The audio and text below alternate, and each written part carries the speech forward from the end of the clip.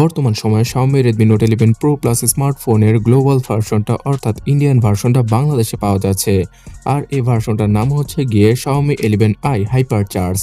হ্যাঁ, এটা সেই ভার্সন যেখানে কিনা সুপার চার্জিং স্পিড রয়েছে, মানে হচ্ছে গিয়ে শুধুমাত্র 15 থেকে 17 মিনিটে আপনারা এই ফোনটিকে চার্জ করতে পারবেন।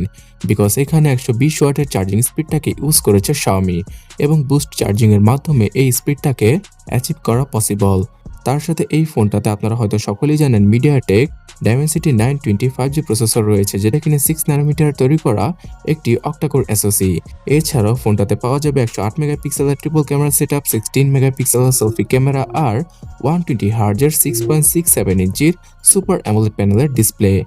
সো অবিকল Chinese Redmi Note 11 Pro Plus স্মার্টফোনের মতোই Xiaomi 11i HyperCharge স্মার্টফোনটি। তো এখন কথা হচ্ছে গিয়ে বাংলাদেশের মার্কেটে কেমন প্রাইসে পাওয়া যাচ্ছে এই ফোনটা। বর্তমানে 31 থেকে 32 হাজার টাকায় এই স্মার্টফোনটার 6128 জিবির ভেরিয়েন্টকে আপনারা বাংলাদেশের মার্কেটে পেয়ে যাবেন আনঅফিসিয়াল ভাবে।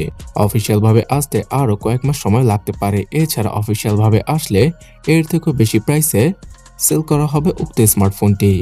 যেহেতু ইন্ডিয়ান মার্কেটে এই ফোনটা কিছুটা বেশি প্রাইসে লঞ্চ করা হয়েছিল, তাই বাংলাদেশেও বর্তমানে 31 থেকে 32 হাজার টাকায় ফোনটাকে পাওয়া যাচ্ছে। হয়তো আর কিছুদিনের মধ্যে প্রাইসটা কিছুটা ড্রপ করে 30 হাজার টাকার আশেপাশে চলে আসবে। তবে আমি এই ফোনটা থেকেও বেশি এক্সাইটেড হচ্ছে গিয়ে Xiaomi 11i ফোনটা নিয়ে।